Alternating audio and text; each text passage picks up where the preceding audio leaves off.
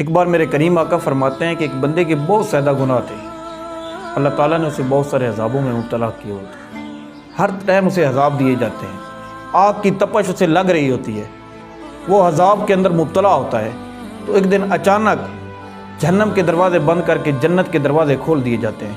جب اسے جنت کی خوشبوئیں آتی ہیں، اسے جنت کی ٹھنڈی ہوائیں آتی ہیں،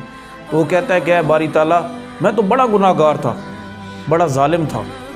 آج یہ ساری ہمدردی کس کے لیے ہے؟ تو میرا رب فرماتا ہے کہ جب تو مرتا ہے تو ایک چھوٹا سا بچہ اپنی بیوی کی گود میں چھوڑ جاتا ہے، وہ بچہ تھوڑا بڑا ہو جاتا ہے، تو جیسے ہی بڑا ہوتا ہے تو تیری بیوی اسے ایک مکتب کے اندر ڈال دیتی ہے، جو کہ ایک استاد اسے قرآن پڑھاتا ہے، اور آج اس استاد نے اسے پڑھایا ہے کہ بسم اللہ الرحمن الرحیم۔ تو میں گوارا نہیں کر سکتا کہ جس کا بیٹا مجھے رحمان اور رحیم کہتا ہو، اس کے باپ کو میں عذاب کے اندر مبتلا کروں۔ آج میں نے تجھے اس کے صدقے عذاب سے نکال کر جنت کے اندر ڈال دیا۔